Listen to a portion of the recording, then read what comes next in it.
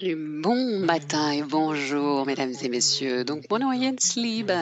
C'est moi qui vais vous servir de présentateur dès lors j'ai l'occasion et l'honneur d'inaugurer l'ouverture de cette réunion sur le fait d'arriver à s'orienter dans le labyrinthe numérique des outils et des services.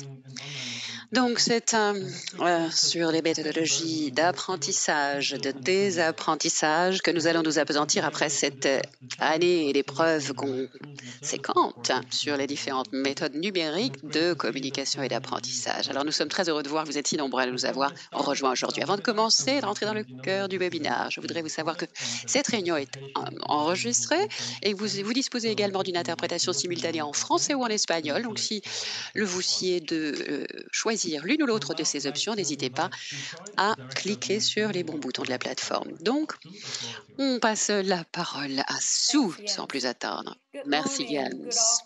Bonjour, bon après-midi ou bonsoir selon l'endroit où vous, depuis lequel vous nous écoutez, où vous êtes basé. Le troisième et le dernier de nos webinaires dans la série que nous organisions sur les TVET, donc les séances d'éducation vocationnelle et les ateliers traitant des différentes méthodes existantes de parlement. Nous allons plus précisément nous concentrer sur les instruments et les services reliés aux méthodes d'apprentissage et les meilleures façons d'arriver à s'orienter, comme on le disait, dans ce laboratoire numérique, puisque on ne le dira jamais assez, surtout depuis cette année de désert du Covid, le marché, on s'en est aperçu, abonde en possibilités ou en options en ligne. Alors, quelles sont les meilleures solutions institutionnelles pour arriver à offrir de bonnes formules aux étudiants aussi bien qu'aux enseignants et s'assurer que toutes ces méthodes sont aussi efficaces que possible? Donc, nous espérons qu'il s'agira d'un webinaire vous permettant d'échanger sur des expériences fructueuses. Et Omnia fait partie des partenaires, évidemment, par l'UNESCO et l'UNEVOC, que nous aimerions remercier pour nous avoir permis d'organiser cette série d'ateliers, ainsi que vous pour votre participation et votre attention. Merci Sue d'être chargée d'avoir accueilli tous les participants. Comme Sue l'a dit, ça n'était possible que grâce au soutien de tous nos partenaires et j'ai donc le plaisir d'accueillir Janet qui vous en dira plus. Merci beaucoup Jens, merci beaucoup Sue, merci de m'inviter une fois encore. Et je suis ravie de pouvoir introduire ce séminaire par quelques propos liminaires. Alors, donc il s'agit d'un projet permettant de répondre aux défis et aux gageures posés par le Covid-19 et d'évaluer finalement la résilience des institutions pendant l'ère post-Covid, ce qui est une chose non seulement utile, mais importante pour orienter, je pense, les stratégies d'éducation et de pédagogie vocationnelle futures. Nous aurons donc l'occasion de parler aussi bien du contenu que du contenant, finalement, de ces méthodes d'enseignement. Alors, nous pouvons déjà dire que les services et les instruments numériques seront partie intégrante de toutes les formations TVET de l'avenir. Ceci indubitablement, quelle que soit la proportion dans laquelle ils seront utilisés, puisque cela contribue indéniablement à une amélioration de la qualité de l'enseignement. Donc la question n'est plus de savoir s'ils seront utilisés, mais la question est plutôt de savoir comment ils seront utilisés pour mieux promouvoir l'apprentissage. Alors, la pandémie du Covid-19, on le sait, a accéléré le recours à ces méthodes d'apprentissage à distance. De nombreux services déjà ont démontré qu'environ la moitié des fournisseurs de services pédagogiques ont développé de nouvelles ressources, déployé de nouvelles technologies et ou commencer à exploiter justement l'utilisation de ces ressources en ligne. Alors, la panoplie va de solutions basiques avec du matériau finalement d'apprentissage jusqu'à des canaux de distribution, de diffusion, tels des web TV ou même des plateformes plus complexes d'intelligence artificielle ou d'apprentissage permettant d'évaluer ou de superviser ou même de se plonger dans des expériences de réalité augmentée ou virtuelle ou de simulation. Alors en même temps, euh, beaucoup de membres du personnel impliqués dans le secteur du Tibet ont été exposés pour la première fois à ces technologies numériques et se sentent quelque peu dépassés parfois par l'abondance de ces services et de ces outils. Donc, des tant formateurs que des enseignants du secteur Tibet réclament ou bénéficieraient certainement d'ateliers ou de formations sur la meilleure façon d'utiliser ces instruments. Les managers Tibet qui sont donc censés prendre des décisions tout à fait cruciales sur la transformation et l'organisation numérique de leurs institutions doivent tenir compte de nombreux facteurs avant de pouvoir opter pour les bonnes technologies dans ce laboratoire et cette panoplie existante. La sélection se concentre souvent sur l'aspect du coût, de l'investissement, de la connectivité, de la sécurité cyber et l'adaptabilité. Il reste néanmoins intéressant de se pencher sur les capacités finalement de contenu pédagogique pour les enseignants, au-delà des coûts. Donc ça reste un moyen avant toute chose et pas une fin en soi, bien sûr. C'est pourquoi nous devons garder présent à l'esprit les objectifs pédagogiques et les intérêts des enseignants comme des étudiants. Donc, ceci doit rester, comme on le disait, vraiment au cœur des stratégies de développement du numérique dans le secteur Tibet. Et ceci est apparu de manière beaucoup plus visible grâce à la pandémie, comme on le disait. Donc, il faut trouver un bon équilibre entre ces nouvelles solutions, surfer sur la vague, entre guillemets, de ces nouvelles tendances, et également fournir et maintenir ou consolider le socle de stabilité et de contenu. Donc, s'assurer que ces instruments ont sens et que l'accès reste inclusif pour tout un chacun. Alors, nous basons sur les discussions entamées lors des 2 derniers séminaires qui ont permis de passer en revue différents types d'organisations. Nous allons maintenant donc essayer de voir les meilleures façons de naviguer dans ce labyrinthe d'instruments et de services. Merci à tous de votre attention et j'ai donc hâte maintenant d'entendre les meilleures pratiques qui nous viennent de Singapour, de Finlande et d'autres parties du monde, ainsi qu'aux intéressants échanges que cela générera. En vous souhaitant le meilleur. Merci encore. Merci beaucoup, Janet, de ces propos introductifs qui lancent le bal en éclairant effectivement et en mettant en lumière beaucoup des aspects clés qui seront discutés pendant le webinaire. Encore une fois, merci d'avoir été parmi nous. Alors, nous passons à la discussion proprement dite du panel. J'aimerais vous présenter une fois de plus une autre présentatrice, Mary Hansen, dont la plupart d'entre vous se souviendront déjà de nos précédents séminaires. Elle est PDG de l'éducation Omnia, du groupe Omnia pour l'éducation en Finlande. Et je lui passe la parole sans plus attendre pour qu'elle vous parle des différentes orateurs participant à son panel. Merci beaucoup, Jens. Bienvenue à notre audience, à ce panel de discussion. Alors, avant de commencer, je voudrais partager quelques aspects pratiques avec vous pour les membres de l'audience. Alors, si vous avez les moindres questions, adressez aux panélistes ou à l'UNESCO ou à l'UNEVO. N'hésitez pas à les rentrer dans notre chat. Je crois que certains collègues de l'UNESCO et de l'UNEVO pourront même essayer d'y répondre pendant le webinaire, si pas après. Nous pourrons évidemment aussi échanger toute une série de liens ou d'informations pertinentes par le biais de ce chat. Et donc, comme Jens l'a déjà dit, il y a également de l'interprétation simultanée à disposition. Et maintenant, sans plus entendre, nous avons 3 orateurs distingués et éminents à accueillir. Je pense qu'ils le feront d'ailleurs mieux eux-mêmes. Nous allons commencer par Kiam Wi Ang. À vous, Kiam.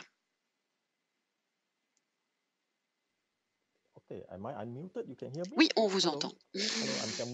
Bonjour, mon nom est Kiam. Oui, de l'IBE à Singapour. Alors actuellement, dans mon portefeuille d'activités, je m'occupe d'activités académiques et je suis aussi mentor pour toute une série d'infrastructures concernant les étudiants dans le domaine de l'éducation vocationnelle, surtout en matière donc euh, d'études numériques pour la région de Singapour, aussi bien pour les étudiants à temps plein qu'à temps partiel. Je crois qu'aujourd'hui, cette discussion est très, très pertinente et intéressante par rapport à mes, justement, activités du moment. Merci. Alors, on a ESCO ensuite qu'on aimerait entendre. Hello, good morning, afternoon, and Bonjour, bon whatever time après-midi et zone you bon are in. So, matin I'm selon the la key zone expert on digital temporelle learning où vous êtes. in Donc, Omnia in je Finland. m'occupe And Omnia effectivement it's a multi-sectoral d'apprentissage education numérique provider, interpersonnel en big in Tibet and Finlande, also big in un Baltic secteur qui liberal est très education. important non seulement pour l'éducation And in addition vocationnelle, to mais aussi Omnia pour and l'éducation Finland, des I adultes. En work plus de in Omnia different Finlande, j'ai countries eu in l'occasion de different travailler dans différents projects, pays sur différents projets, usually with UNESCO, UNEVOC and OEP, notamment avec and l'UNESCO, we have UNEVOC et this l'OEP, mentoring où program nous avons, going l'OIP, on pardon, nous avons développé currently. ce Then programme there de are many mentoring. EU level Il y a eu également projects beaucoup de like projets twinning projects. européens, And de then, partenariats, de jumelage, well, I used to say that yes, I've been doing différentes Tibet from institutions, et j'ai pour habitude de dire Sydney to Kuala Lumpur to que je San l'ai Diego fait and depuis so forth. Kuala That we Lumpur have all jusqu'à learned San as Diego, a parce que PhD in finalement, on these times and this apprend context. So let's say de plus en more plus, le like monde est un grand non-linear, village, like hein, the finalement, French researcher Marc à Audret said that approfondir, à mieux se it's connaître soi-même from en apprenant ce non-space qui we se are passe dans les working autres towards. Thank you. localisations, finalement. C'est un espace de travail virtuel qui a le privilège d'être, par définition, Good morning. délocalisé. I'm here to Et welcome notre all troisième panéliste, Natalia, bonjour. Bienvenue à tous les participants, aussi bien que les I am organisateurs.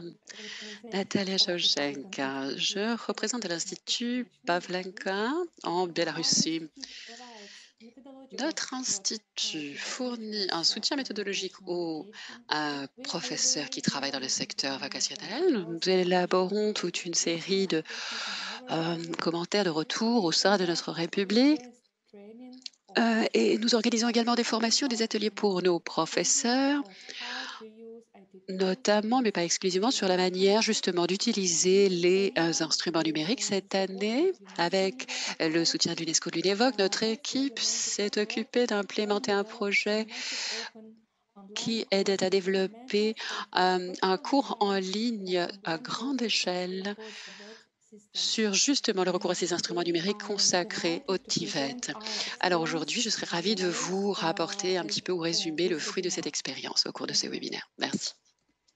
Thank you, Natalia. Merci, Natalia.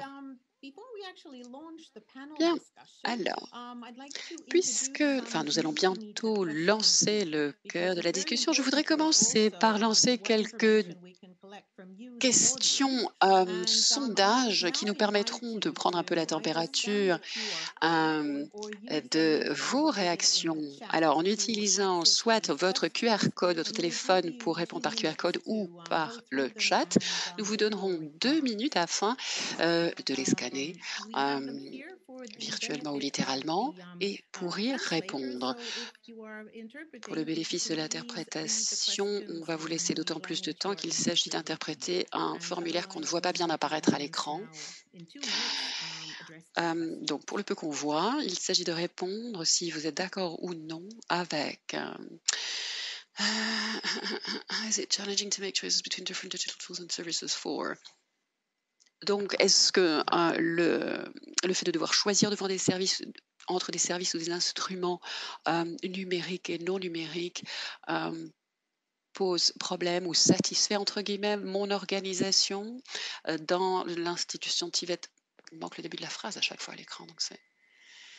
en tout cas, la première question, je pense, est suis-je satisfait ou non satisfait des services et des instruments numériques disponibles dans mon We'll use the organisation? first 2 questions as warm-up for the panel discussion. Ceci va nous servir And d'échauffement pour we've actually already la viewed the discussion results of the du first panel. question while we Peut-être are Maria getting the pourra-t-elle answers of the déjà nous poll lire les immediately. résultats de ce premier So the sondage? first question is, do you agree or Voilà, disagree êtes-vous with the d'accord following? ou I find it pas challenging d'accord to make avec les deux decisions between different propositions digital suivantes? Je services trouve and tools, and I am satisfied with the digital que de tools faire and services prendre des available to me in décisions my entre organization. les services et les instruments numériques est une gageure. Donc, il est difficile de choisir entre les différents services disponibles. Et la deuxième question, c'est je suis Get the final satisfait results. des instruments et des So it services seems that numériques most of our audience dont dispose mon pretty much organisation. Voilà, les strongly résultats, agrees. semble-t-il, We parmi vote l'audience six sont that à it is 3,6 ou challenging to make these 3,7% assez decisions, d'accord pour dire que which c'est en effet services une we want to gageure use. de And décider d'opter but pour again, l'un ou l'autre de many ces seem fairly packages satisfied numériques. with the tools and services available in the Et organization, en même temps, une grande partie semble which is of satisfait course a very good thing, des because if instruments we have a lot of existants unsatisfied users, dans then that's le sein de leur unfortunate. organisation, ce qui est une bonne But chose, évidemment, parce qu'il faut avoir une I think base, we'll je dirais, à stop peu près reviewing this one correcte here. pour pouvoir And faire ces then the choix. Je next crois qu'on va question peut-être is, in your TVET institution, s'en tenir are là, there mais la namely prochaine question est determinants de which savoir, dans digital votre tools and institution services are vocationnelle used? de TVET, qui doit faire ces choix? Qui So it détermine seems that finalement it's almost quel time service ou quel organizational instrument management numérique and teaching sera staff seem utilisé to have à des fins the loudest pédagogiques? voice, so Et to là, speak, with IT qui a le departments plus à and dire entre les students départements IT, par not exemple, being ou les so étudiants strong, but a et leurs combination représentants? is gaining. So now we have a tie Voilà, between on management voit qu'on rivalise un and petit peu now entre teaching la staff is winning. So gestion that et seems le to be a very personnel good pédagogique, ce qui situation. semble être une So bonne actually, situation, teaching staff is heard. parce que cela veut And dire now qu'en if tout we cas, start on actually with the panel écoute les discussion, réactions the first de question l'équipe is, pédagogique. what Alors, should a maintenant pour revenir TVET au panel, la première institution question take sera into justement donc, consideration when qu'est-ce developing a que digital strategy and making le digital service l'institution decisions? TIVET And devrait I would like to prendre en ask compte Kiam-Wee lorsqu'elle to doit first faire une telle address this décision, question. donc choisir ou opter pour l'un ou l'autre de ces instruments? Hello. First, let me Cam, thank oui. UNESCO Univoc for Oui, the tout invitation to d'abord, be on donc, the panel encore une fois, this merci à morning, l'UNESCO afternoon, or Lunévoque de nous evening, avoir, depending on where de you are. m'avoir invité en tout cas I et donné think l'opportunité de before I m'exprimer jump dans le into cadre de this cette discussion. Et avant question, de I la would prendre like à bras le to corps, je perhaps voudrais cycle dire, back a little bit si vous me le permettez, je to voudrais revenir un tout petit peu en why are we arrière. even Pourquoi using these tools? utilisons-nous ces instruments au In premier the chef? introductory remarks, the speakers have mentioned that yeah, we are in a pandemic, Nous sommes dans une and situation many de of us have pandémie, been c'est forced vrai, into donc beaucoup d'entre nous ont été forcés, acculés, en quelque sorte mis au pied du when the mur pour y pandemic is over, recourir. Mais the est-ce que pandemic is over, cela veut we're dire going que to go back to nous normal. allons continuer sur cette Maybe this lancée-là is ou est-ce que just nous allons a revenir à la convenient situation antérieure? Parce qu'il s'agissait reason d'un contexte that assez we cannot use, particulier and therefore we have to qui use these tools. nous I contraignait don't think à ce many or even any of ressort-là. us Mais je ne consider suis this as a pas tool convaincu purely que for chacun the d'entre pandemic. nous So soit convaincu I qu'il would like s'agisse d'un to instrument indispensable en dehors say du that contexte de la I believe pandémie. there are at least 4 good Alors je pense reasons qu'il y a beyond 4 the bonnes fact that we raisons want en to dehors de la test crise que nous venons de that these traverser tools pour lesquelles to go les into gens devraient the fold. utiliser et choisir I would d'opter sum it pour up as ces 4 services ou R's, instruments right? pédagogiques. Je The vais first vous les is reach. présenter. We La can reach première raison, many selon kids. moi, Like in est today's conference, this la past diffusion, 2.5 hours, we had l'accès, si 100 vous voulez, qui semble how many 120 people, maybe bien 500 plus people. important. But today we have On 300. passe de 120 à 300 Uh, utilisateurs, you tout can reach simplement. many parts of this world which you can't do Donc, physically. dans ce Similarly monde for connecté, que for ce soit pour les students professeurs ou not pour les physically able, you étudiants, can reach them with this tool. beaucoup The second de R I matériaux would like to pédagogiques say deviennent plus accessibles. is Deuxième raison, richness la is very richesse rich, du contenu. RICH, to use digital content. Selon moi, Our introductory remarks, alors nos we have remarques, nos commented propos reality, introductifs virtual déjà ont eu reality, l'occasion de video, mentionner quelques-uns d'entre eux. gamification, La all these réalité are not augmentée, possible les vidéos, because we are in a digital toutes ces world. simulations ne sont Physical possibles que parce que content nous communiquons par becomes le biais d'un possible. monde virtuel. The third R I would like to Troisième raison, think is a good reason for us to go pour into moi, digital est une bonne services raison is de passer au mode robots. numérique et Not so l'existence much as de the physical robots. HPC, but the digital robots, or in many cases you hear of bots, chatbots, Bon, voilà, pas automated seulement bots. les robots Not just physiques, these mais robots parce que ces or these digital bots, chatbox et tous they ces behind the moteurs scenes do the robots work that we used to dans do. les coulisses, They collect all petit the à petit nous data, they do remplaceront all the tout mundane le things that sale we boulot used to que do as a nous teacher, avions à like faire collect en all the tant qu'être results, humain, de tabulate them, collecte de and données, the d'analyse de bots cannot données, collect. First, euh, the reason is because we are in a digital world. parce que In a nous digital sommes world, when we passés serve à un paper and univers ink, the numérique, bots nous nous cannot do sommes it. défaits de But today we ces are in a digital world. responsabilités, Anything de that we ces do as tâches kids, moins passionnant. Donc on ne peut pas nier que les robots sont devenus nos nouveaux esclaves, entre guillemets, en tant que professeurs aussi. Notre bonne raison donc de continuer à recourir à ce monde numérique, selon moi. Et la quatrième et dernière raison, les archives, la tenue d'archives. Grâce au monde numérique, le volume de nos archives devient quasiment illimité. Si tout devait être tenu sous forme papier, eh bien, on serait beaucoup plus limité, effectivement, que nous ne le sommes aujourd'hui. Cet horizon que nous ouvre le monde des communications numériques de ce point de vue-là virtuel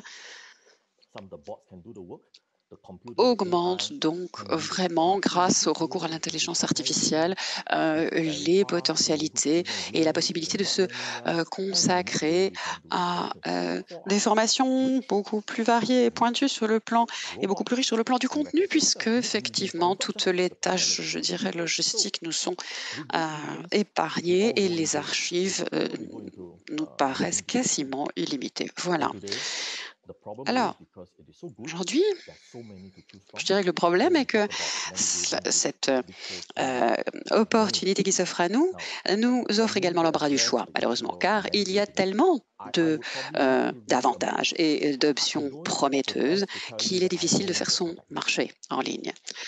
Alors, moi, je n'ai pas de favori ni de recette miracle pour vous aider à faire votre choix, mais je peux vous donner quelques petites clés tirées de notre propre expérience, puisque nous avons eu l'occasion de repérer quelques marqueurs particulièrement positifs, peut-être pour identifier nos choix pertinents. Je crois que le début, c'est de bien démarrer.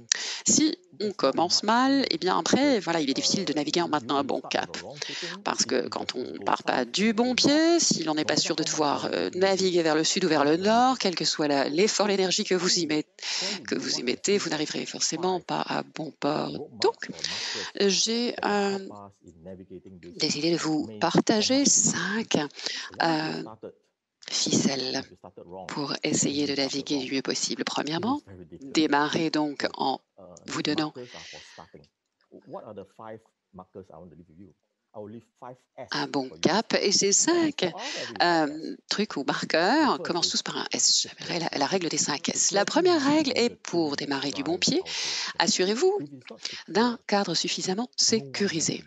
Il faut être certain que votre plateforme est sûre, bien sûr, pour les utilisateurs, pour les institutions, sinon personne ne voudra y recourir. À Singapour, par exemple, avec la pandémie l'année dernière, certains utilisateurs et écoles se sont tournés vers Zoom, mais il y avait beaucoup de piratage, en fait, par Zoom. Donc, des résultats étaient parfois piratés, montrés par erreur aux étudiants, etc. Donc, première règle, la sécurité du bon voyageur dans ce labyrinthe. La sécurité est un aspect fondamental et primordial.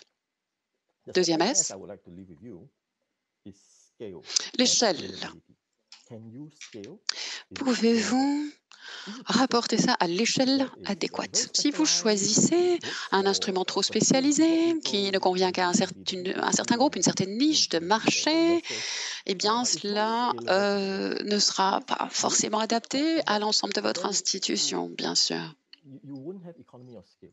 Il vous sera plus difficile de réaliser des économies d'échelle. Parce que de nos jours, justement, ces instruments peuvent être extrêmement complexes et sophistiqués et puissants, et donc très chers aussi. Donc s'ils ne sont utilisés que par un petit nombre, les coûts par utilisateur explosent. Alors que si ces utilisateurs sont partagés par le plus grand nombre, à ce moment-là, évidemment, on fait des économies d'échelle. Car les coûts de base sont là et sont pratiquement les mêmes. Donc, l'autre aspect du choix judicieux d'échelle est que lorsque tout ça se fait par le biais du cloud, c'est vrai, beaucoup de changements se produisent très rapidement. Mais on a parfois le choix de recourir à un serveur local et Cela peut paraître judicieux dans un premier temps, mais ça ne vous permettra peut-être pas de recourir ou de bénéficier du même soutien informatique que si vous vous joignez directement à un cloud de plus grande envergure. Donc le partage, c'est le troisième S auquel je voulais venir d'ailleurs. Il vous faut avoir des instruments suffisamment sûrs et fiables et au gabarit adéquat pour le partage idéal et idoine. Alors, si par exemple, vous achetez un package de réalité virtuelle pour apprendre, et cela prend énormément de temps, d'expertise pour non seulement développer ces logiciels, mais apprendre à les utiliser, évidemment. Donc, le coût de développement va encore aller croissant. Alors que si vous avez votre institution, admettons 200 étudiants, et que vous commencez par ne prévoir un partage que limité à ces 200, c'est très bien, mais si vous savez que d'autres institutions voisines ou de régions parallèles voudraient finalement à terme peut-être courir au même package numérique et partager ou se mettre en réseau avec vous et avoir un système de gestion commun,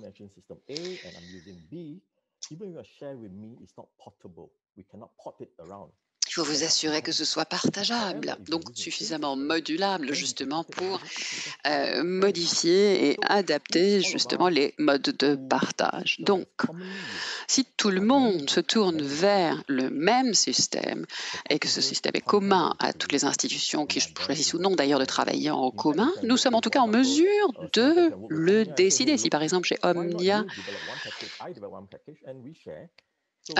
on peut se répartir plutôt que de faire des doublons finalement les recherches et les efforts de recherche en disant voilà, vous allez travailler sur tel sujet et moi sur tel sujet et on pourra mettre en commun le résultat. Ceci requiert évidemment d'avoir un système de partage possible et compatible. Quatrième S. Faisant partie de la carte routière selon moi, c'est le soutien. Et pas seulement le soutien technique, mais le service après-vente, entre guillemets. Je pense que la plupart d'entre nous ne sommes pas en mesure de construire notre propre système de soutien. C'est trop complexe. On a peut-être des notions informatiques. Nous avons peut-être des départements informatiques très poussés, mais il vaut mieux acheter un système clé en main qui nous convienne à tous.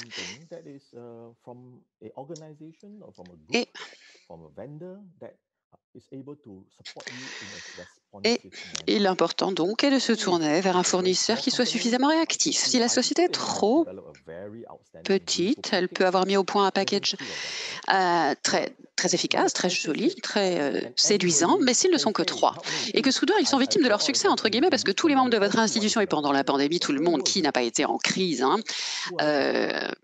pratiquement H24. Et s'il n'y a que 3 ressources humaines présentes qui peuvent répondre présent à l'appel, eh bien, ils sont vite noyés. Donc, il faut se tourner vers une entreprise qui, de ce point de vue-là, a les ressources nécessaires pour vous soutenir techniquement et humainement. Et également vous suivre dans l'évolution de justement de vos crises ou de vos actualisations et de vos changements d'objectifs. Vos étudiants ne vont pas s'adapter à un système du jour au lendemain, bien sûr. Et le téléphone donc du helpdesk va clairement servir plus que nécessaire ou plus qu'on ne peut l'espérer ou l'imaginer au début. Et enfin, le 5e S avec lequel je voudrais que vous affûtiez vos boussoles et vos compas, c'est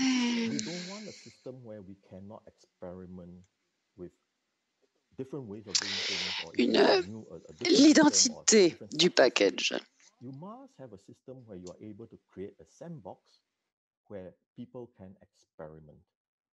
Une espèce de boîte d'outils, enfin sandbox, un bac à sable entre guillemets,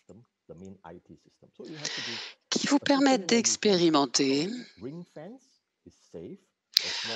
et de rassembler différentes expériences et différentes parties prenantes qui soient suffisamment fluides pour s'adapter aux besoins, comme je le disais, des uns et des autres, qui ne modifient pas d'office et d'emblée toutes les modus operandi de l'institution, qui ne risquent pas évidemment d'infiltrer de virus tout le système, donc soit suffisamment sécurisé, mais reste quand même suffisamment poreux, fluide, je dirais, dans le sens où on doit pouvoir jouer avec et le forger un peu en fonction de nos besoins,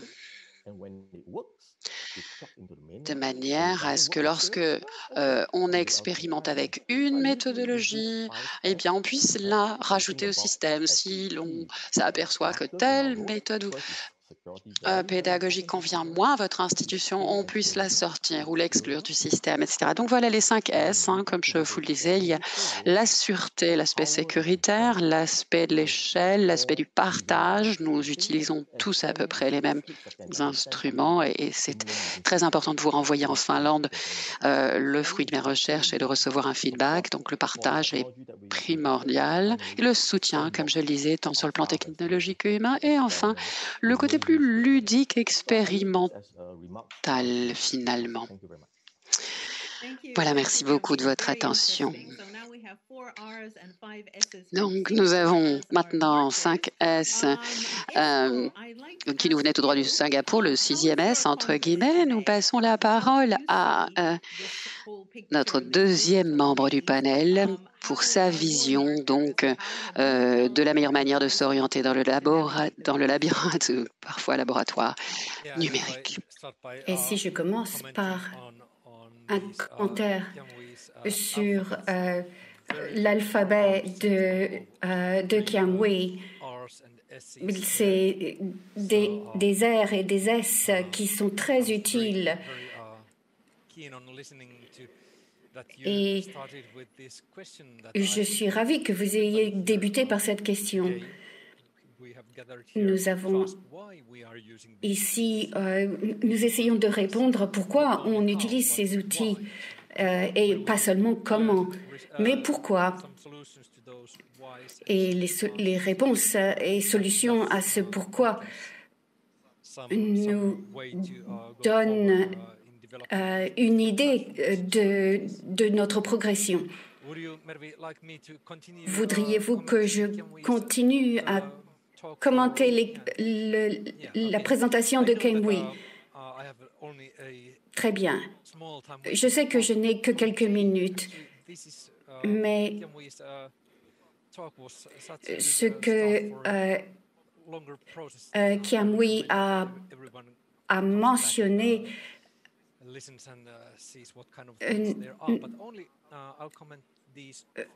ces 4 raisons en dehors de la crise, la richesse, l'accès, les robots et les archives. Je voudrais souligner qu'avec cela, il faut remarquer que la connexion est très riche vers l'extérieur. L'informatique a besoin de songer à de nombreuses choses, comment on considère l'environnement de l'apprenant et des éducateurs et des enseignants, et comment on considère l'environnement numérique sur le lieu de travail et dans le contexte et les domaines où nous nous trouvons en ce moment. Dans ce cadre, que ce soit sur place ou en ligne, il faut considérer l'aspect personnel de l'accès. La richesse est un sujet aussi très pertinent, avec des nouvelles normes pour aider les enseignants, ce que les enseignants ont déjà commencé à faire en utilisant des vidéos, des clips vidéo qui sont téléchargés sur Vimeo ou YouTube, qui peuvent être utilisés avec un téléphone, un smartphone. Et maintenant, nous avons H5P, une technologie qui a commencé à se diffuser rapidement, qui nous aide à utiliser et travailler sur les contextes, les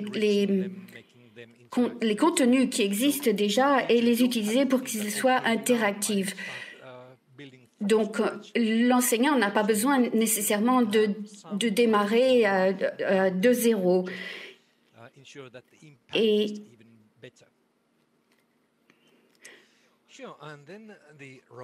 puis, le point sur les robots. Non seulement ils nous aident dans le monde de l'industrie, ils nous aident à rassembler des analyses, mais il est sûr qu'il y a des professions qui n'existaient pas il y a 5 ans. Et donc, le besoin de compétences, non seulement pour les apprenants, mais pour les enseignants, les changements sont extrêmement rapides. Et j'étais ravie lorsque Kiamui a souligné le soutien dans ces 5 S. Et puis, en ce qui concerne les archives que nous conservons, non seulement c'est utile d'avoir des données qui sont archivées avec des résultats d'examen archivés, mais construire de nouveaux modules et de cours, même des modules plus grands, il y a une différence d'impact et d'efficacité. Quant au travail des organisations et du personnel. Donc, les archives aident les étudiants à comprendre ce qu'ils font et pourquoi ils le font. Je vous remercie et je vous rends la parole. C'est intéressant de voir quel impact nous aurons tous sur le FTP, et particulièrement si l'on considère l'Internet des choses avec des grandes questions sur la sécurité des données personnelles, que l'on prépare et forme le personnel. Cet Internet des choses a un gros impact. Récemment, je voulais acheter un réfrigérateur et la première question qu'on m'a posée, on m'a demandé si je voulais un réfrigérateur smart. Je ne suis pas sûre que j'en voulais un, mais c'était certainement une option. Pour notre question suivante, mais avant d'y passer, passons au résultat de la question numéro 3, qui portait sur est-ce que les enseignants devraient pouvoir avoir le dernier mot pédagogique quant à la décision des outils et services numériques à utiliser? La réponse est en majorité oui. Et les enseignants doivent pouvoir avoir la responsabilité de construire l'écosystème. Mais maintenant, passons à notre deuxième question de discussion qui porte sur le choix. La question est, devrions-nous permettre aux enseignants de faire des choix individuels en matière d'outils numériques? Quels sont les pour et les contre? Et je voudrais poser la question à Natalia. Merci beaucoup pour cette question. Lorsque nous avons analysé le travail de nos collèges EFTP, nous avons compris que les enseignants ont une utilisation de bas niveau de ces outils d'enseignement. pédagogique. Nous devons pouvoir les former pour intégrer ces outils dans leur méthodologie quotidienne. Pour cela,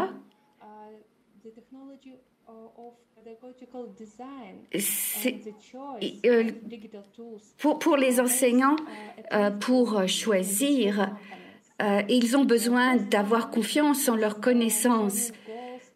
Et donc, il est important de se porter sur les objectifs et les résultats d'apprentissage pour les étudiants.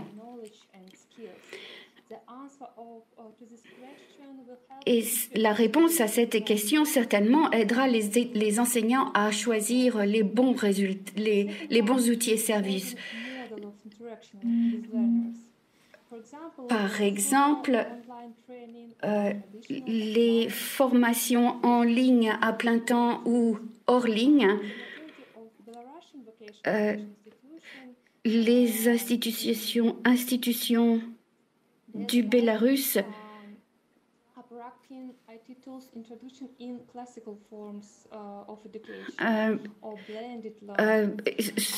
considèrent également le blended learning et considèrent également une transition rapide pour passer en ligne par rapport à l'approche traditionnelle. Donc, les enseignants devraient avoir un minimum de formation pour travailler hors ligne et en ligne. L'autre point porte sur la technologie.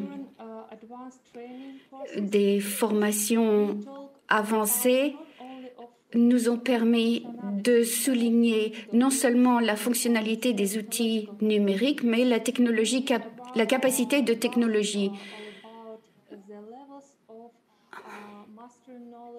Il est question de maîtriser les connaissances à la suite de ces formations. Certains scénarios de formation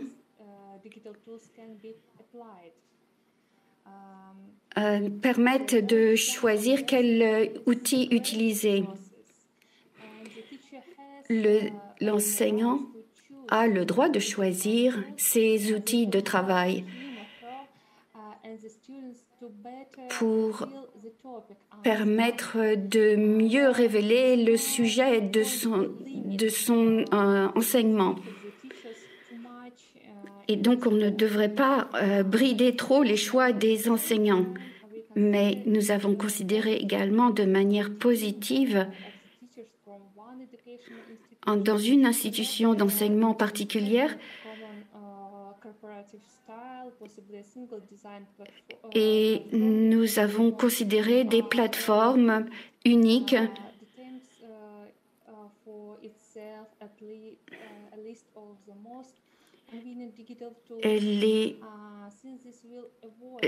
pour le choix des outils numériques.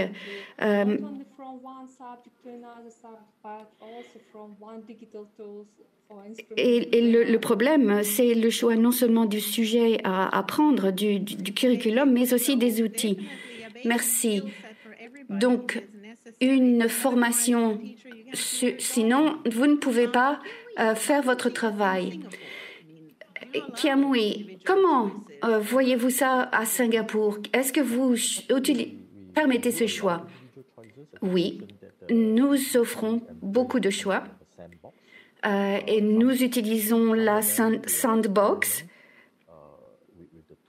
avec des outils à utiliser à petite échelle dans une classe, par exemple.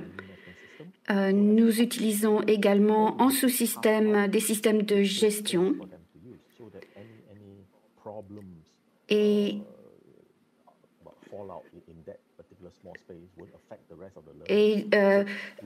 nous voulons nous assurer que s'il y a quelques problèmes, les problèmes techniques ou d'utilisation n'affectent pas tout le monde, mais simplement un petit nombre de personnes.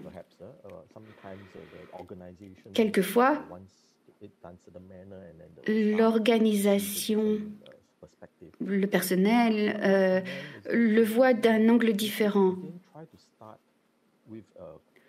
Je pense qu'il est important d'avoir une compréhension commune, car après tout, l'objectif est commun.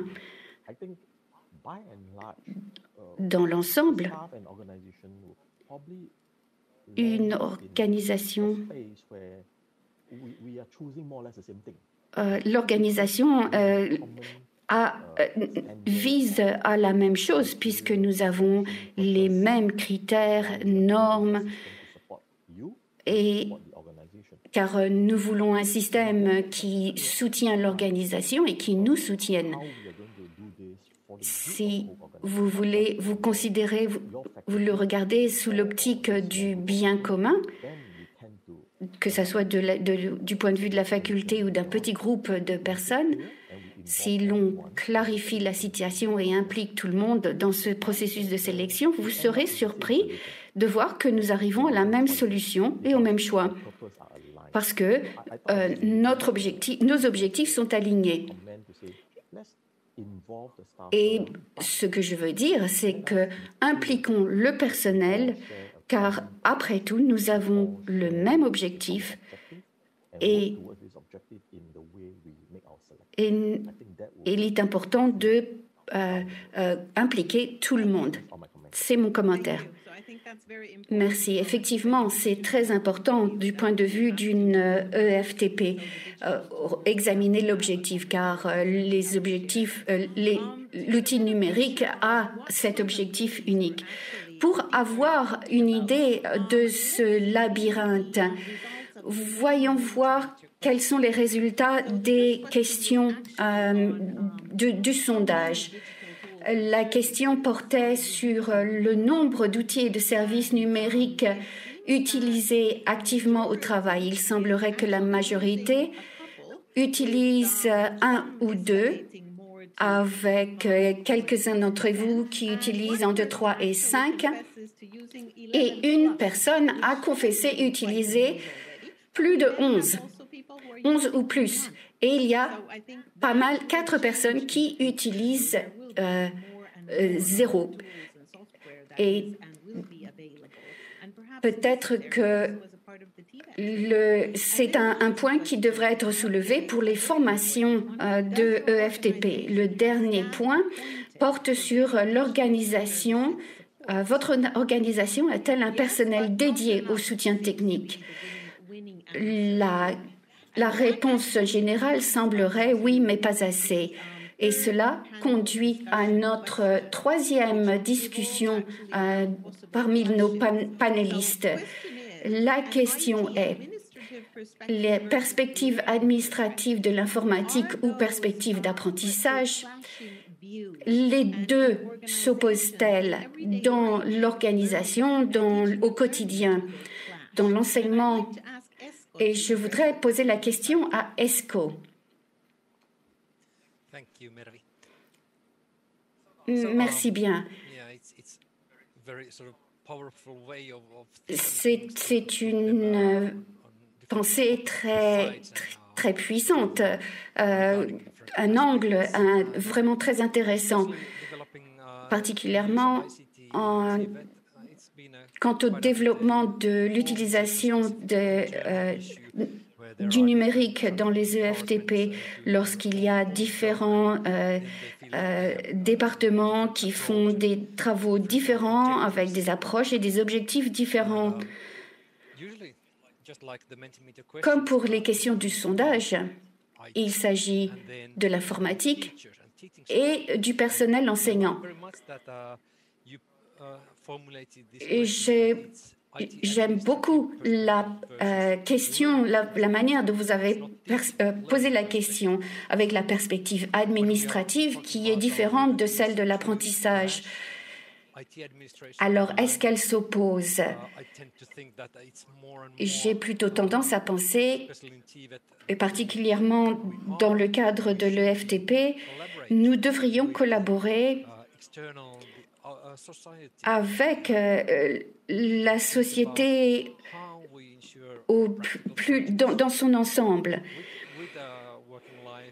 Comment travailler avec les startups, les autres entreprises. D'une manière plus générale, la partie administrative souligne la sécurité de l'informatique, qui est un point très important naturellement. Et ce que l'on fait avec les data, les données et comment elles sont traitées, et comment l'approche administrative soutient cette confidentialité. Le travail des deux entités est important et collaboratif, dans la mesure où la perspective d'apprentissage porte sur la pédagogie pour leur choix technologique et encore, il y a deux groupes différents avec les personnes qui adoptent les techniques nouvelles rapidement, et puis il y a ceux qui estiment que l'apprentissage est un processus interne et intellectuel. Donc l'utilisation de ces outils sont très importants. Mais dans l'ensemble, oui, je travaille avec des enseignants dans différents pays et le maximum de liberté et de soutien quant à l'utilisation de ces outils numériques et de ces services est effectivement un labyrinthe. La question que je voudrais poser, qui a été posée au panel sur que l'on soit dans l'administration ou dans le personnel pédagogique, au centre, au final, ce sont les étudiants. Sinon, nos étudiants n'existeraient pas.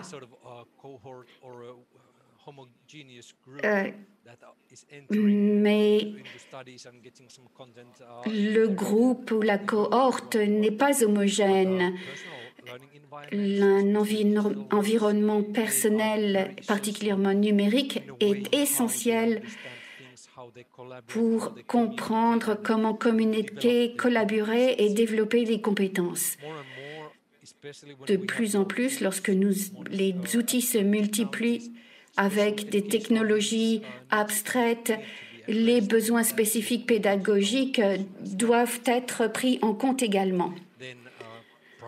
Bien sûr, il y a la confidentialité et s'assurer que nous nous conformons aux règles de confidentialité.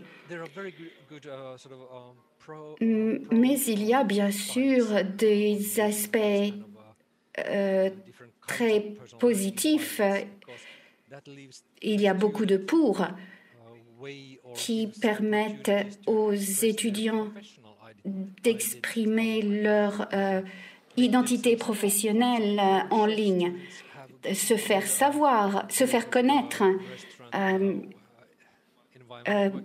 Par exemple, il y a un restaurant pour lequel le milieu de travail est idéal. Il faut le publier, il faut le faire savoir. Et puis, il y a l'environnement personnel. En Finlande, par exemple, nous avons un EFT basé sur les compétences. Et la question est comment l'information circule dans cet écosystème d'apprentissage. Donc, c'est quelque chose qu'il faut considérer en commun. Lorsque l'on développe ou débute des stratégies numériques, comment transformer l'apprentissage, il doit y avoir un groupe de personnes du secteur informatique et du secteur pédagogique pour mettre en commun leurs objectifs et décider de l'impact. La question est, quelle est la valeur que l'on crée ensemble? Et comment identifier cette valeur optimale pratique? Par exemple, Omnia a de nombreuses institutions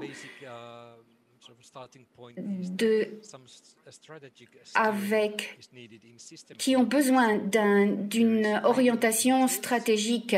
Il y a un cadre dans la mesure où ça ne doit pas affecter les rapports et les données. Et donc, l'informatique est très capable d'apprendre des résultats et de pouvoir identifier des indicateurs de performance liés aux objectifs de l'institution ou du centre de formation.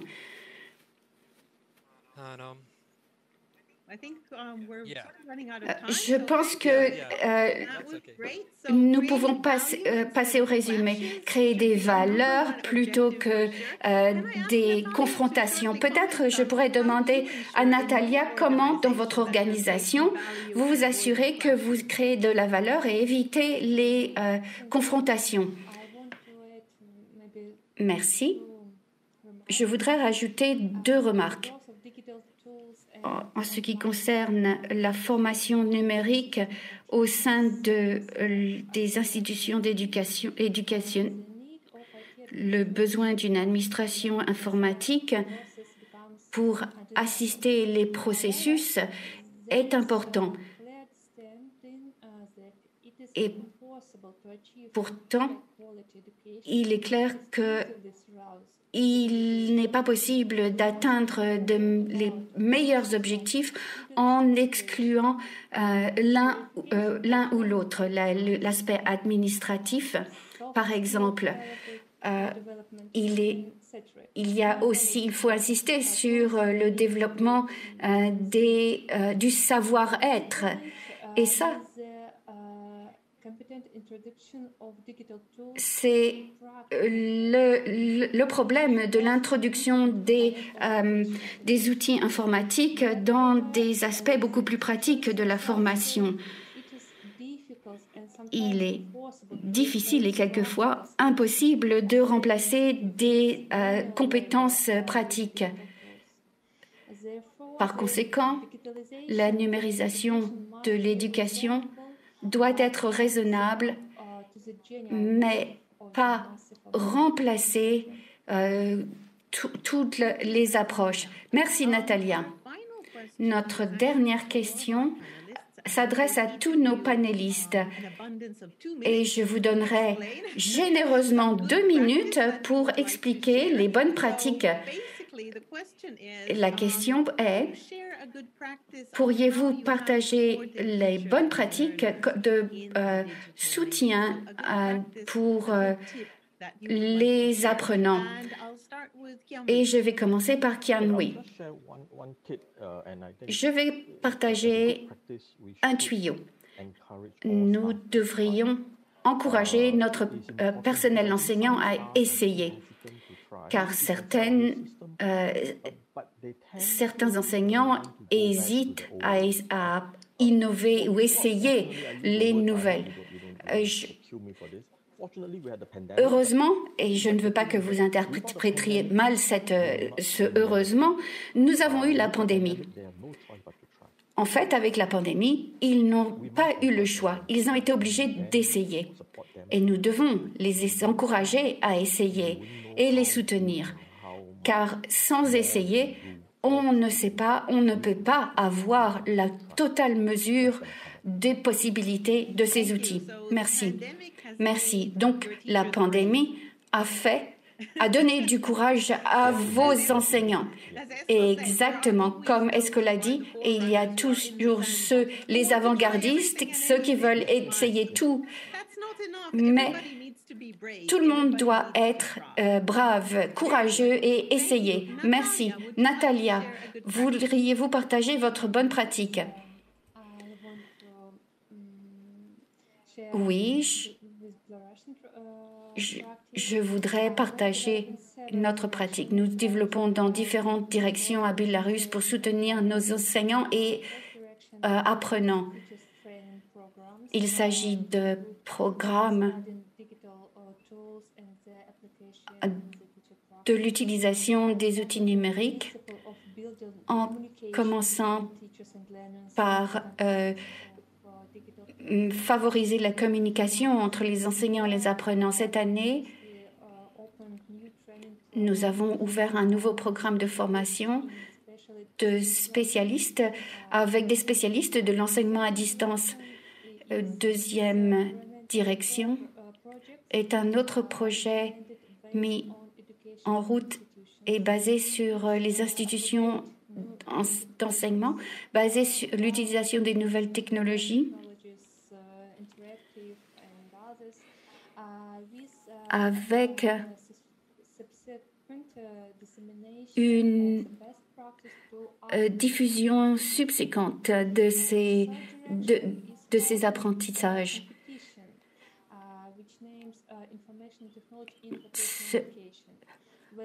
Les enseignants de toutes les régions présentent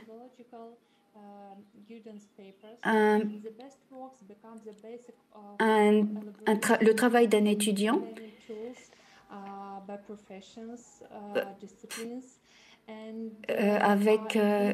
qui porte sur l'utilisation des outils numériques qui est rassemblé dans un livre pour aider à l'apprentissage numérique.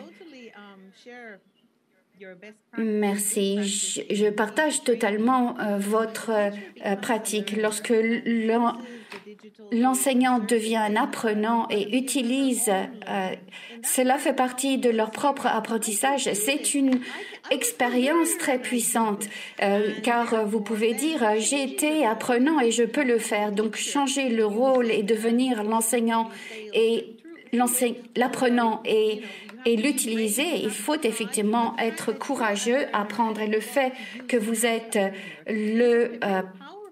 cet échange de rôle est vraiment une expérience très puissante, car vous pouvez changer de rôle dans un environnement plus large d'apprentissage et inclure des partenaires privés en utilisant les outils sagement pour apprendre et les formations d'enseignants. Je trouve que c'est une stratégie formidable, car il faut avoir un développement professionnel pour les enseignants. Esco, à vous. Oui, juste 2 petites minutes, merci. Alors, tout d'abord, je voulais partager une approche très pratico-pratique, en fait, que je tire du chat de notre site web, en fait, à savoir comment aider nos professeurs et nos étudiants. Une suggestion pour arriver à naviguer dans ce labyrinthe. Eh bien, nous avons créé un site web pour justement recueillir, en fait, et répertorier ces bonnes pratiques. Et vous pourrez trouver sur cette page, qui se trouve essentiellement écrite en anglais, mais le fil interactif, c'est vrai, est en finnois. Alors, en tout cas, on y trouve une explication et quelques pages sur ce qui est fourni et quelques suggestions selon vos besoins, vos approches pour créer des cartes mentales, mind maps, etc. Il y a un moteur de recherche qui vous permet, quand vous rentrez un mot-clé par rapport à l'instrument qui vous intéresse, avec un petit résumé décrivant finalement le contenu de ces instruments. Je crois que ça peut être utile aussi pour répondre à une partie de ces questions. Il me reste 1 minute de temps de parole, si je ne m'abuse. Et on nous a demandé de nouveau par l'intermédiaire du chat si nous avions quelques ressources, instructions, modes d'emploi, entre guillemets, concernant les services IT. Et j'ai eu l'occasion d'écrire un guide, effectivement, pour les ressources pédagogiques dans le cadre d'un projet de l'Union européenne il y a quelques années. Et c'est un mode d'emploi sur les utilisations pratiques, finalement, de certains outils numériques. Et vous trouverez les liens, je les ai mis dans le chat. Il y a beaucoup de matériaux intéressants là pour les ressources qui pourraient vous intéresser. Merci, Esco. Alors, j'encourage évidemment tous les autres membres de notre audience à faire de même. N'hésitez pas à poster des liens qui vous paraîtraient utiles ou pertinents par rapport aux interventions de nos orateurs. Je vois que déjà de nombreux liens ont été postés, ce qui est une bonne nouvelle. C'est toujours une manière évidente de s'aider, de se soutenir l'un l'autre. Alors, avant de procéder à notre séance de questions-réponses, je voulais vous projeter une petite vidéo. Nous avons en fait chez Omnia une plateforme qui s'appelle DigiTutors qui va vous être présentée et qui permet justement au professeur, c'est Denis, je crois, qui va vous en parler si je ne me trompe pas, qui est un ancien étudiant diplômé de Omnia qui a continué à avoir son bachelor degree en sciences appliquées et qui maintenant est chef des programmes numériques. Alors c'est une vidéo qui dure à peu près 5 minutes, vous allez voir, et écoutons ce qu'il a à nous dire.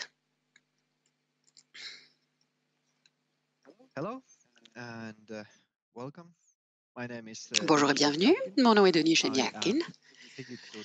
Donc, je suis instructeur de DigiTutorit, qui est un service qui a été créé en Finlande, dont je vais vous parler un petit peu du modèle qui est censé soutenir les professeurs dans leurs travaux de traduction numérique, entre guillemets. Alors, DigiTutor ou Tutors est donc un service offert par Omnia Éducation. Nous nous concentrons sur la façon d'aider les utilisateurs à naviguer, quelle que soit finalement l'application ou le service avec lequel ils ont besoin d'aide. Ça a été créé en 2012 par Omnia. Et à l'époque, l'idée était que nous voulions fournir à nos étudiants une expérience de travail authentique. Car dans le cadre des études vocationnelles en Finlande, les étudiants apprennent beaucoup à l'école, naturellement, mais ils ont bien entendu une période de stage obligatoire, enfin de stage ou d'apprentissage d'ailleurs, sur le terrain dans le cadre d'une entreprise ou donc d'une activité professionnelle avec certains objectifs d'apprentissage bien précis à avoir présent à l'esprit. Et donc, c'était pour des clients, je dirais bel et bien réels, que nous avons mis sur pied ces plateformes virtuelles pour les aider, nos étudiants donc, à acquérir ces objectifs. L'idée est de faire en sorte que l'utilisateur se présente en demandant de l'aide de toute manière possible finalement et nous essayons du mieux possible de le résoudre. Si on n'y arrive pas ou si ça ne se résout pas comme prévu, on les redirige vers le bon interlocuteur. Alors, on fait aussi des productions médias. Nous soutenons les professeurs d'école. Ça a été très utilisé finalement dans notre organisation, dans notre propre organisation. Donc, si un professeur, par exemple, a une classe qui veut disposer de certains équipements techniques comme des iPads, le professeur peut demander à nos équipes de l'aide pour que si des élèves rencontrent un problème technique, le cours puisse continuer à avoir lieu sans que toute la classe soit obligée de s'arrêter autour de cet incident technique. Alors, en ce qui concerne les stages et la manière dont ils fonctionnent, tous les les étudiants en formation vocationnelle peuvent postuler. Il n'y a pas de prérequis en matière de compétences. Simplement des compétences de base en IT, en informatique, pour comprendre tout de même les instructions ou les conseils prodigués à nos élèves. Évidemment, la bonne volonté, je dirais, des stagiaires est un facteur clé. Alors, nous avons aussi mis en place un système de recrutement anonyme. Ce qui veut dire que moi, par exemple, en tant que recruteur, je n'ai aucune information personnelle sur le profil du postulant.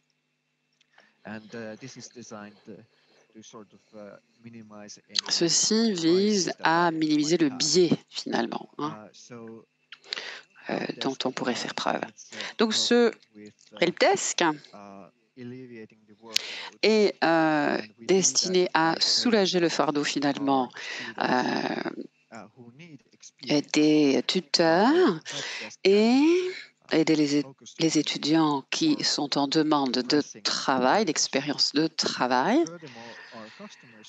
Et c'est une situation donc qui est favorable aussi bien à nos clients, qui leur permet d'avoir des services plus rapidement, mais accès à des tas d'autres services parallèlement mis en réseau ou mis en ligne. Par exemple, produire des matériaux de vidéos ou autres outils informatiques de soutien de leur expérience professionnelle. Et voilà, donc c'était un autre exemple de bonne pratique qui nous semblait intéressant à partager. Il va être temps déjà de procéder à notre séance de questions-réponses. J'en ai déjà surligné l'une ou l'autre à laquelle j'aimerais répondre. L'une d'entre elles, par exemple, concerne la fracture numérique. Alors, parce qu'on parle effectivement d'accessibilité pour tous, mais aussi d'inclusivité. Alors, évidemment, si on pense à 100% numériser tous les services, il faut s'assurer que tout le monde y ait véritablement accès. Donc, peut-on utiliser ces instruments de manière un petit peu endogène, entre guillemets, pour s'assurer que chacun soit du bon côté de la barrière ou de la fracture numérique ou de la faire disparaître, en d'autres termes.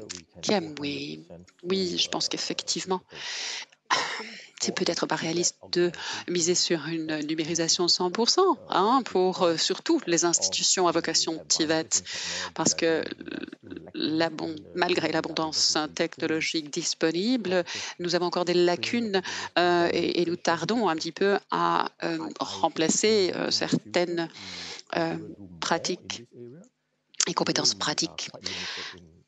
Peut-être qu'à l'avenir, ce pourcentage ira grandissant, mais je pense que des idées intéressantes sont à garder pour l'avenir, notamment en matière de réalité augmentée, réalité virtuelle et peut-être réalité hologrammique aussi. Toutes ces technologies-là peuvent être envisagées dans le futur pour avoir et développer ou acquérir des compétences pratiques et professionnelles, ce qui permettrait de fournir en effet 100% de services numériques. Est-ce que cela... Non, en fait, d'ailleurs, je ne pense pas que cela équivaudra à offrir des compétences à 100% numérisées. Est-ce que vous feriez confiance d'ailleurs à quelqu'un pour réparer votre voiture s'il n'avait jamais mis les mains dans le cambouis et s'il s'était contenté d'apprendre tout sous forme de simulation et d'hologramme? Probablement pas tout à fait quand même. Donc voilà, je crois que l'horizon du 100% est une asymptote utopique. En termes d'inclusivité, je pense qu'on peut effectivement, grâce au numérique, ambitionner une inclusivité toujours plus grande. Parce que il y a des limites, bien sûr. Aujourd'hui, par exemple, on ne peut pas toujours... on a des personnes malentendantes, malvoyantes.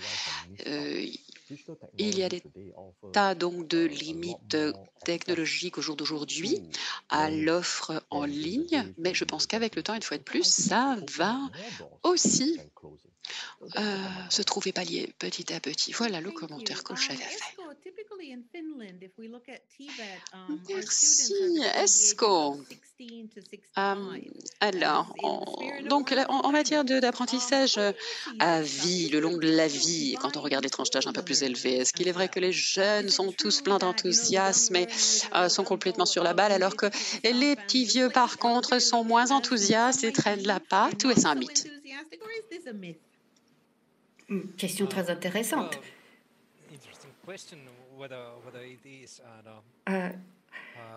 En Finlande, il y a une grande différence entre les générations, les plus jeunes et les plus âgés, dans les centres de formation professionnelle. Mais la différence, les écarts sont beaucoup moins marqués. Et je pense que c'est le résultat de la COVID où nous avons été obligés d'utiliser les outils numériques au quotidien, que l'on soit jeune ou plus âgé. Et ça a été un élément planificateur qui a remis les choses à niveau. En Finlande et aussi dans les pays en développement, il y a très peu de personnel qualifié, d'enseignants qualifiés en général. Et comme les apprentissages sont de plus en plus basés en groupe, les utilisations des outils numériques utilisés à bon escient facilitent l'inclusivité, car les étudiants peuvent revoir leurs cours sans fin. En Finlande, il ne s'agit pas nécessairement d'une question d'âge. Notre nation est petite, nous avons une langue très spécifique et nous utilisons le finnois partout.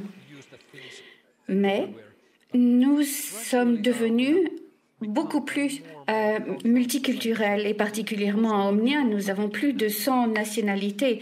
Nombre d'entre eux ne parlent pas le finnois. Les outils numériques est très utile pour ceux qui ne sont pas des natifs et qui n'ont pas le finnois en langue maternelle, car il y a de très bons outils de traduction qui sont utilisés et qui sont à notre disposition. Donc, si vous considérez tous les services et outils numériques, ils peuvent ouvrir l'accès et combler certains fossés. Je pense que c'est un point important de réflexion, car c'est vraiment un argument pour encourager et essayer les outils numériques. Mais en fait, la question est comment évaluer les solutions numériques? Quel type de processus devrions-nous utiliser, que ce soit pour la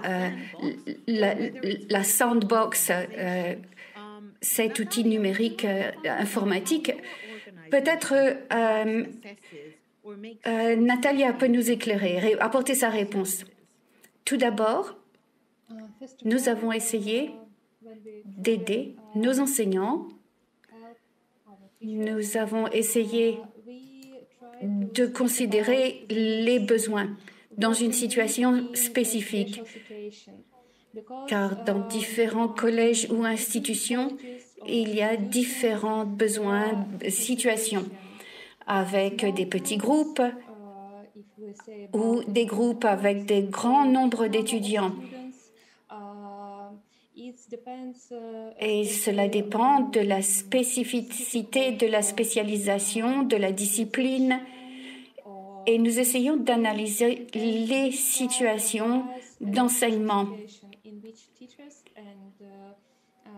et du travail demandé aux étudiants. Nous avons essayé également de comprendre quels outils et quelles méthodes technologiques peuvent les aider à atteindre leurs objectifs,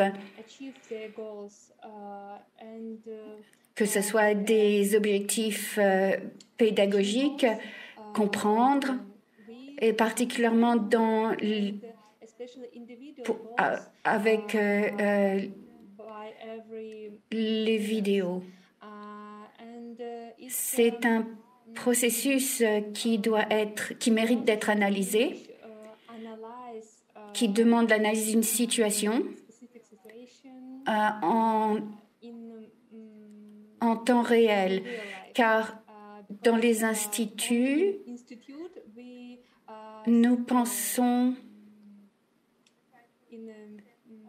nous essayons de tout comprendre sur toute la République, mais il faut se rapprocher des enseignants et analyser leurs besoins. Donc, comprendre les besoins, c'est la réponse. Une autre question, en ce qui concerne les partenariats avec le monde du travail. EFTP doivent être prêts travailler étroitement avec les entreprises. Est-ce que vous avez des meilleures pratiques ou des outils numériques qui améliorent la communication avec le monde du travail? Par exemple, lors de la pandémie, lorsque vous ne pouviez pas rendre visite aux étudiants qui travaillaient sur place, est-ce que le numérique jouait un rôle? Est-ce que vous pourriez partager votre point de vue finlandais? Oui, c'est pour ça que l'EFT étant basé sur des compétences, ils doivent s'aguerrir au travail. Et les étudiants sur les lieux de travail ont utilisé des solutions numériques pour permettre un flux d'informations entre les enseignants, les lieux de travail et les apprenants. Ce qui est intéressant en Finlande, c'est que les autorités nationales ont fourni des registres de données numériques. Et même si il n'y a pas de réunions Zoom ou Teams, l'étudiant comprend comment notre monde du travail fonctionne, comment on se rencontre entre collègues. Et c'est comme nous le faisons aujourd'hui, ici. Il est important pour ces étudiants de comprendre les pratiques actuelles dans un environnement numérique également. Puis-je faire un commentaire? Bien sûr, je voudrais partager que dû à la pandémie, avant, nous travaillions avec l'industrie, nous envoyions les étudiants faire des apprentissages. Et avec la pandémie, nous avons vu l'inverse. Les entreprises n'investissent pas énormément dans le numérique, mais dû à la pandémie, les choses ont dû changer, car certaines personnes n'ont pas pu aller au travail et le personnel a eu besoin d'un surclassement de leurs outils informatiques. Et ils avaient besoin d'organiser des classes en ligne. Et alors donc, ils se sont tournés vers nous et nous avons été en mesure de soutenir la formation de leurs employés. Et je pense que c'est un partenariat magnifique, merveilleux. Nous sommes là pour vous soutenir, alors que dans une autre situation, vous êtes là pour nous soutenir.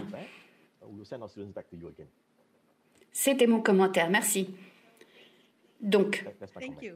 les institutions EFTP peuvent rendre service au monde du travail de nombreuses manières et remplir et combler les écarts que ce soit pour les formations en temps utile et leur permettre d'aller de l'avant tout à fait en ligne. La plupart des sociétés investissent énormément sur les formations en ligne. Très bien, merci. Je voudrais remercier tous nos orateurs, nos panélistes pour leur contribution intéressante et nous avons besoin de continuer nos discussions car nous en sommes juste à la surface. Et peut-être qu'à l'avenir, nous pourrons continuer en présentiel ou en ligne. À UNESCO, Univoque, nous n'allons pas abandonner ce thème de sitôt. Mais je voudrais remercier tout le monde et je passe la parole à Jens pour ses remarques de clôture. Merci Murphy et merci à tous nos panélistes pour avoir partagé leur expérience et leurs pensées. Des discussions très fructueuses aujourd'hui. Trouver une meilleure solution technologique n'est pas toujours facile. Même si le nombre d'outils et de services sont de véritables obstacles, ils offrent des opportunités pour trouver des solutions. Bien sûr, pour les apprenants et les enseignants, une cohérence est importante et explorer de nouveaux outils pour soutenir la collaboration et trouver des solutions aux objectifs est certainement un point de réflexion pour les enseignants à l'avenir. En ce qui concerne la numérisation dans les EFTP, nous oublions souvent de parler de ces institutions qui peuvent mettre en œuvre les applications numériques car ils n'ont pas l'équipement ou les formations nécessaires. Cette numérisation est mise en œuvre souvent par quelques enseignants qui méritent notre soutien. Et ça, c'est quelque chose un point que nous avons soulevé aujourd'hui, les enseignants qui sont isolés dans la promotion de la numérisation. Nous voudrions vous encourager tous à réfléchir et à faire partie de ce processus de numérisation et surtout d'embrasser d'accueillir la formation par pairs. Nous pouvons apprendre beaucoup des uns des autres et nous avons reçu beaucoup d'exemples. Mais si vous avez, des exemples à partager, n'hésitez pas à nous informer pour que nous puissions diffuser et partager ces échanges. Alors que nous arrivons à la fin de cette série de webinaires sur les compétences numériques pour l'avenir du travail, et l'aspect social de l'apprentissage et aujourd'hui l'orientation dans ce labyrinthe des services et outils numériques, nous voudrions vous remercier de votre présence, des questions que vous avez posées. Je voudrais remercier GIS de leur soutien organisationnel et nos partenaires pour avoir organisé aussi ce webinaire. Même si nous n'avons pu que nous pencher sur la surface du problème, je suis ravie d'avoir pu entendre nos panélistes partager leur expérience. Avant de terminer, je voudrais vous inviter à notre conférence dans le contexte de l'Afrique et l'Europe et sur la numérisation. Il s'agira d'une autre plateforme d'échange pour de bonnes pratiques et d'apprentissage de pairs. Cette conférence aura lieu le 15 et 16 juin. Les inscriptions seront ouvertes très bientôt et je vous enjoins de vous inscrire. Nous aurons le plaisir de vous accueillir très bientôt pour discuter de cette numérisation. Discutons et je vous remercie de vous être joints à nous et je vous souhaite une bonne journée. Au revoir.